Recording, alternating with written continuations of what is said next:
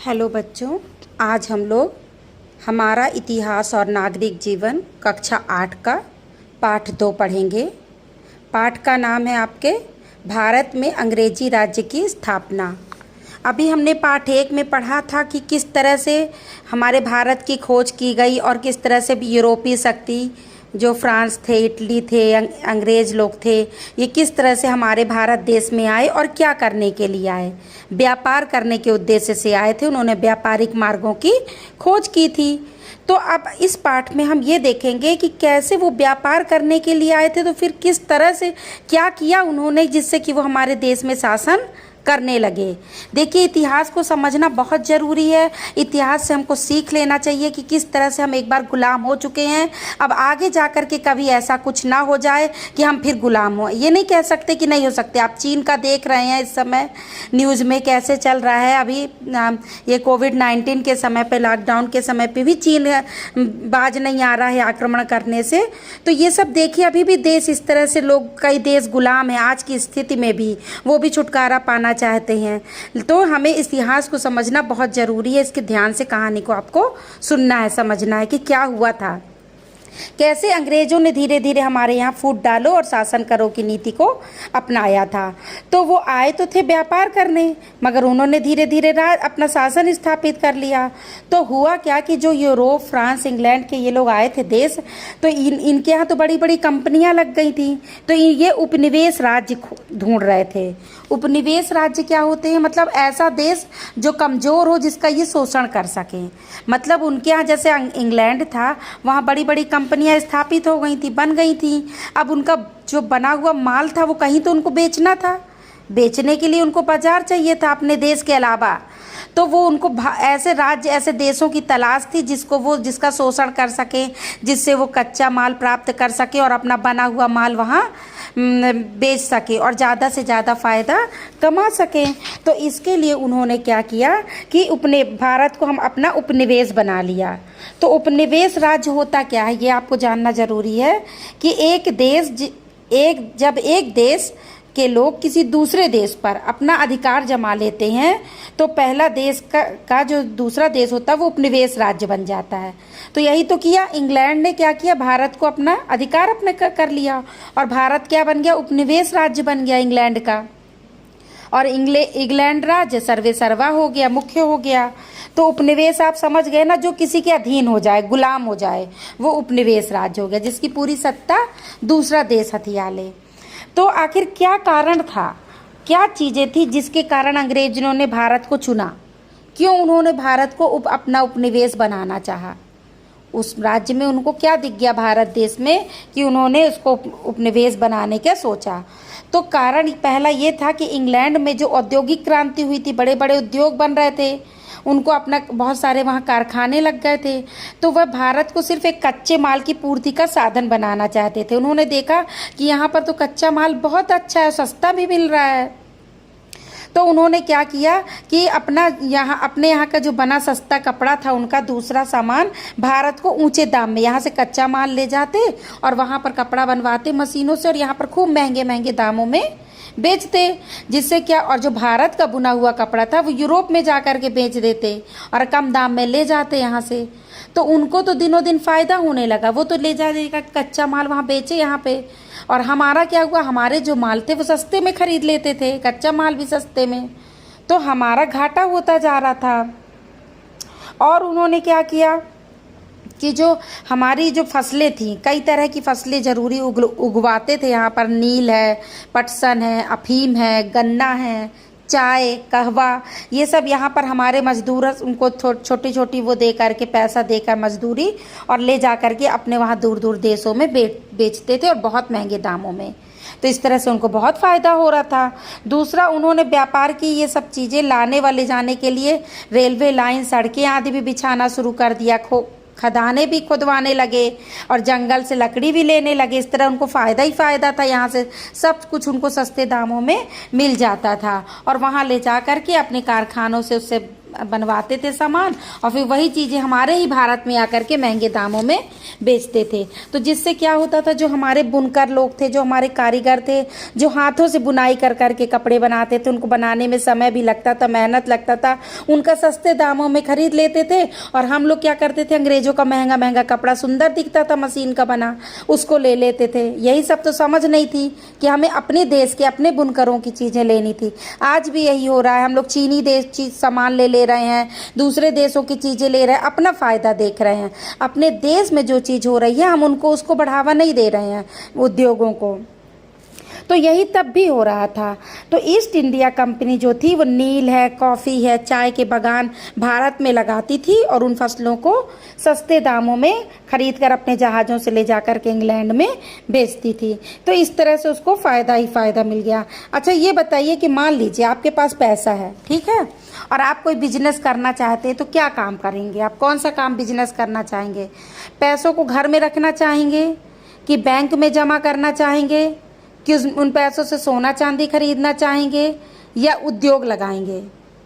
पैसा आपका किस में से बढ़ेगा? उद्योग लगाने से, है ना, और लोगों को बिजनेस मिलेगा। बैंक घर में रखने से तो पैसे का कोई फ़ायदा नहीं है, बैंक में से भी उतना फ़ायदा नहीं है, सोना चांदी खरीदने से भी वो जब्त हो जाएगा। तो हमें किस में पैसा लगाना चाहिए? उद्योगों में। अंग्रेज यही करते थे, इसीलिए वो इतने विकसित हो गए। तो भारत में जो ईस्ट इंडिया कंपनी और फ्रेंच ईस्ट इंडिया कंपनी, दो कंपनी आ गई थी, एक फ्रेंच की और एक ईस्ट इंडिया की, और दोनों ही अपना कब्जा करना चाहती थी और आपस में एक दूसरे को लड़ती थी कि इन दो एक को खदेड़ दे, हमारा वर्चस्व हो जाए, और अपनी अपनी क्या करती थी, सेनाएं भी बुला लेती थी। तो ब्रिटिश जो ईस्ट इंडिया कंपनी की ताकत को बढ़ाने में सबसे ज़्यादा अगर कुछ कोई का वो है श्रेय है जाता है तो वो है लॉर्ड क्लाइव। जो उनका लॉर्ड क्लाइव था, एक लॉर्ड क्लाइव नेता था ब्रिटिश का, उसने बड़ी ही सूझबूझ चालाकी से हमारे राजा महाराजाओं को बातों में फुसला के और धीरे धीरे पूरे देश में साम्राज्य स्थापित कर लिया। और फ्रांसीसी जो सेना थी उनका नेतृत्व कर रहे थे डुप्ले, वो उतना सफल नहीं हो पाया। तो अब हम ये देखते हैं कि उन्होंने किया क्या लॉर्ड क्लाइव में। लॉर्ड क्लाइव जो क्या करा था, अपनी सेनाएं बुला लिया और वो क्या करता था कि भारत के राजा और नवाब जो थे अपना अपना राज्य बढ़ाने के लिए एक दूसरे से लड़ते रहते थे, युद्ध करने में ही लगे रहते थे। तो इन विदेशी कंपनियों की सहायता लेने में वो हिचकते नहीं थे, ये लोग सहायता कर देते थे कि आपकी उससे लड़ाई है, हम आपकी सहायता करेंगे, आप जीत जाएंगे। तो दोनों कंपनियां इन झगड़ों में अपनी टांगें आने लगीं। अगर किसी कंपनी या राजा नवाब का साथ देने को तैयार हो जाती तो अपनी सेना उसके लिए लड़ने के लिए भेज देते थे अंग्रेज। तो फिर क्या उसके बदले में क्या करते थे, राजा की ताकत बढ़ जाती थी, राजा जीत जाता था और बदले में उनसे खूब सारा धन ले लेते थे, जमीन ले लेते थे। इसलिए यूरोपीय सेनाओं का बहुत दबदबा था। और वो क्यों इतनी ज़्यादा पावरफुल थी, क्यों यूरोपीय सेनाओं की ज़रूरत थी? क्योंकि हमारी भारतीय सेना इतनी नहीं थी जितनी यूरोपीय सेना ताकतवर थी। हमारी भारत की सेना, राजाओं ने अपनी सेनाओं के ऊपर ध्यान नहीं दिया, उनको सक्षम नहीं बनाया जो उनको जिताती। तो यूरोपीय सेना का दबदबा क्यों था? क्योंकि जो यूरोपीय सेना के पास बेहतर नौसेना थी, तोपें थीं, बंदूकें थीं, और उनके जो सैनिक थे वो हमेशा प्रशिक्षण प्राप्त करते रहते थे, अनुशासित रहते थे।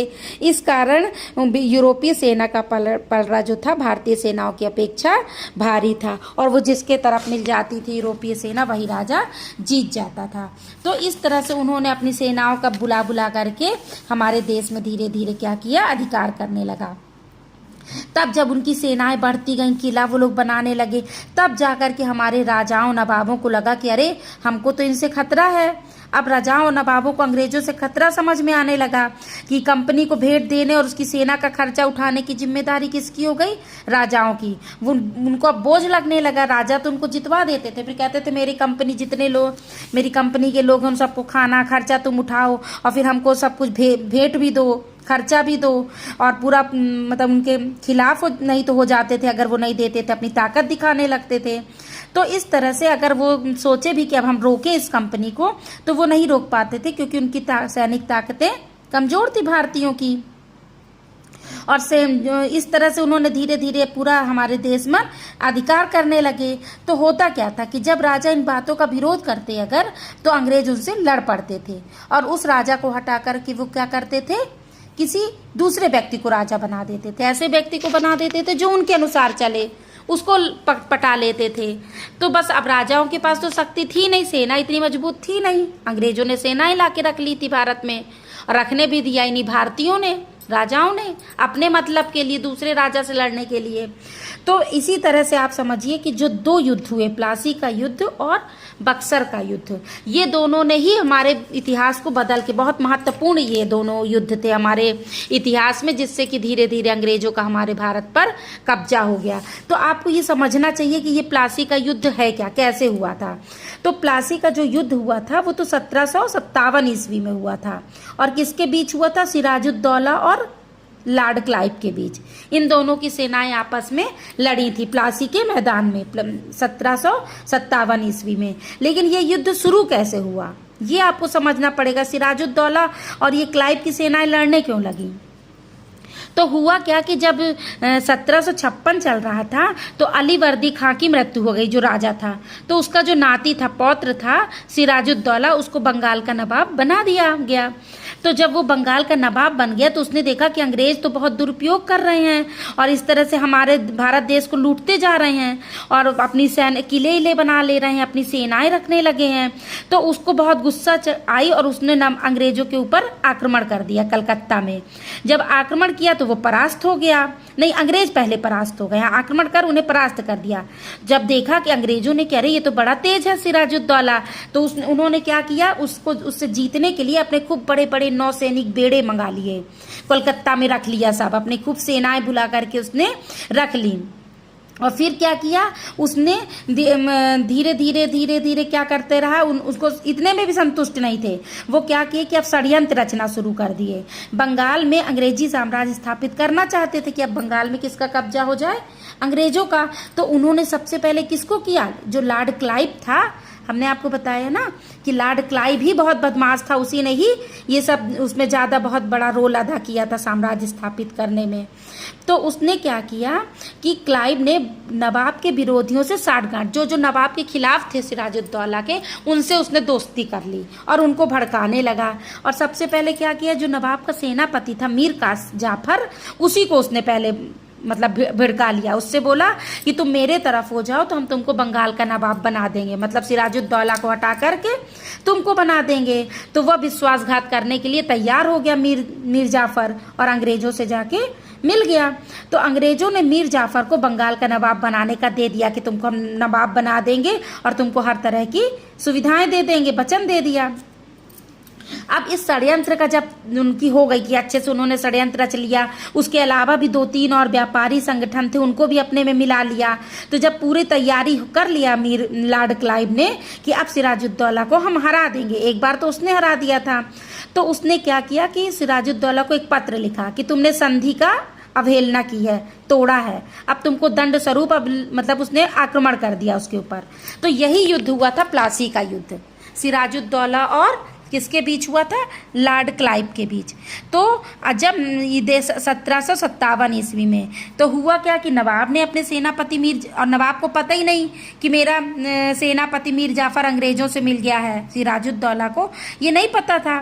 तो जब युद्ध होने लगा तो उसने बोला सेनापति को, मीर जाफर को, कि अंग्रेजों पर आक्रमण करो, तो वो चुपचाप खड़ा रहा।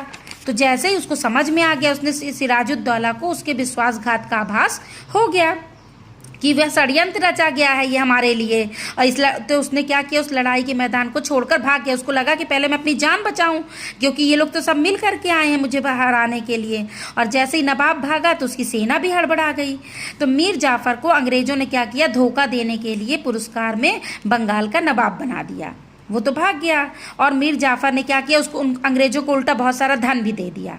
तो उनका तो और पैसा बढ़ गया और खुद कमज़ोर हो गया। लेकिन मीर जाफर ज़्यादा दिन तक महत्वाकांक्षी था, ज़्यादा दिन तक राज नहीं कर सका। कुछ दिन बाद मीर जाफर को समझ में आ गया कि अंग्रेज हमको क्या बना लिए हैं, कठपुतली। मतलब वो जैसा चाहते हैं वो वैसा करना पड़ता था मीर जाफर को। वो जो नियम बनवाना चाहते थे, जो कानून, जितना धन लेना चाहते थे, सब उसको देना पड़ता था। तो अब मीर जाफर को समझ में आने लगा धीरे धीरे कि ये लोग तो क्या कर रहे हैं, हमको कठपुतली बना लिए हैं। तो जब उसने भी थोड़ा थोड़ा विरोध करना शुरू किया, तो जब उन लोगों को लगा कि ये तो अब मीर जाफर भी समझने लगा है चालाकी हम लोगों की, तो अंग्रेजों ने क्या किया कि तुरंत उसको गद्दी से उतार दिया 1760 में। और किसको बना दिया, जाफर के दामाद को, कासिम, मीर कासिम था, उसको बना दिया राजा। उनको तो उसको राजा बनाना था जो उनके अनुसार काम करे, वो यही नीति करते थे, उनके पास तो ताकत आ चुकी थी। तो उन्होंने मीर कासिम को राजा बना दिया और मीर जाफर को हटा दिया कि ये तो अब समझ गया है। लेकिन जो मीर कासिम था वो बहुत योग्य शासक था। वो समझ गया कि हमको अपने बंगाल की क्या करना है, दशा को सुधारना है, और वो अंग्रेजों की चालों को भी समझ गया था। तो उसने क्या किया, सबसे पहले अपने सैनिकों को मजबूत करना चाहा, खूब बंदूक तोपों के कारखाने बनाने लगे, ये सब करने लगा। तो जब और अंग्रेजों के विरुद्ध कदम भी उठाने लगा, तो उसे क्या किया, फिर उसे गद्दी से हटा दिया अंग्रेजों ने। और फिर किसको बना दिया, फिर से मीर जाफर को बना दिया। मतलब अंग्रेजों ने हमारे राजाओं महाराजाओं को बिल्कुल कठपुतली बना रखा था। वो जिसको चाहते थे उसको राजा बना देते थे, क्योंकि उनके पास सैन्य शक्तियां ज़्यादा हो गई थी। तो उन्होंने फिर से मीर जाफर को बना दिया, मीर कासिम को हटा दिया। तो मीर कासिम को बहुत अपमान लगा, बुरा लगा, तो वो बहुत ज़्यादा गुस्से में आ गया और उसने अपनी सेना संगठित करी, है ना। और पहले तो लड़ाइयाँ करी तो पराजित हो गया, तो उसको लगा कि नहीं, अकेले तो मैं नहीं लड़ सकता। तो उसने एक संगठन बनाया। जो अवध के नवाब थे शुजाउद्दौला और मुगल बादशाह शाह आलम, इन दोनों के संग अंग्रेजों के विरुद्ध एक गठबंधन बना लिया, संधि कर ली। और फिर क्या किया, युद्ध करने पहुंचा अंग्रेजों से। तो ये जो युद्ध हुआ था इसको कहते हैं बक्सर का युद्ध। इसको क्या कहते हैं, आपसे पूछा जाएगा कि बक्सर का युद्ध कब हुआ था और किनके बीच हुआ था, तो अब आपको समझ में आ जाना चाहिए कहानी से। तो जो बक्सर का तीनों जो संयुक्त सेनाएं थी वो अंग्रेजी सेना के साथ 1764 ईस्वी में बक्सर के मैदान में भीषण संग्राम हुआ। परंतु सफलता किसको मिली, अंग्रेजों को। वो ज़्यादा शक्तिशाली हो गए थे और मीर कासिम को युद्ध भूमि से फिर से भागना पड़ा। तो अंग्रेजों ने फिर मीर जाफर को ही बंगाल का नवाब बना दिया इस तरह से। और बक्सर के युद्ध का भारतीय इतिहास में बहुत महत्व है। अंग्रेजों की इस विजय से मीर कासिम की शक्ति जो है धीरे धीरे खत्म हो गई और अवध भी अंग्रेजों के प्रभुत्व में आ गया। उन्होंने अवध देश को भी ले लिया। इस तरह से धीरे धीरे साम्राज्य वो अपने कब्जे में करने लगे। तो जहां प्लासी की जीत ने उनको अंग्रेजों को स्थिति मजबूत की थी, क्योंकि उसने इनाम दिया था ना खूब सारा मीर जाफर ने, तो उनकी आर्थिक स्थिति मजबूत हो गई थी, पैसे से बलशाली हो गए थे। तो बक्सर के युद्ध में क्या हुआ, उनको पूरा साम्राज्य ही मिल गया। तो बक्सर की जीत ने अंग्रेजों के पैर भारत में मजबूत कर दिए। वो धीरे धीरे इस तरह से हमारे देश में कब्जा कर लिए। तो बक्सर के युद्ध के बाद क्लाइव ब्रिटिश गवर्नर बनकर भारत आया और उसने मुगल बादशाह और शाह आलम जो दोनों थे शुजाउद्दौला, उन दोनों से संधि कर ली और उन लोगों को मतलब एक तरह से वही अपना गुलाम बना लिया कि हमको तुम सब टैक्स हम लेंगे, हमारे कब्जे में कर दिया। और उनको बस थोड़ी सी पेंशन दे दी उसने। तो इस तरह से देखा कि धीरे धीरे उसने अपने भारत देश को क्या बना लिया, और उपनिवेश राज्य बना लिया। भारत उपनिवेश बन गया। तो अंग्रेजों को इस सब से बड़ा फायदा होता गया और हम लोग विरोध नहीं कर सके, है ना। इस स्थिति का कोई भी राजा विरोध नहीं कर सका, क्योंकि उनमें अंग्रेजों के विरोध करने की शक्ति थी ही नहीं, आपस में एकता ही नहीं थी। इस स्थिति का फायदा उठाते हुए अंग्रेज एक एक करके समस्त क्षेत्रीय शक्तियों को कमजोर करके कठपुतली की तरह नचाते रहे और अपने कब्जे में करते रहे। अंत में प्रमुख रूप से अवध भी, बंगाल, दिल्ली, सभी के शासकों को धीरे धीरे उन्होंने हराया और पूरे देश में हमारे कब्जा कर लिया। तो इस तरह से आपको समझ में आ गया होगा कि किस तरह से अंग्रेजों ने चालाकी से अपना एक राजा को हराते हराते हमारे देश में कब्जा कर लिया। अगर अब इसमें बहुविकल्पीय प्रश्नों का क्विज है, उसको ज़रूर से करिएगा। और अगर कुछ समझ में नहीं आता तो आप कमेंट्स करके बताइए, मैं उसका समाधान करूँगी। धन्यवाद।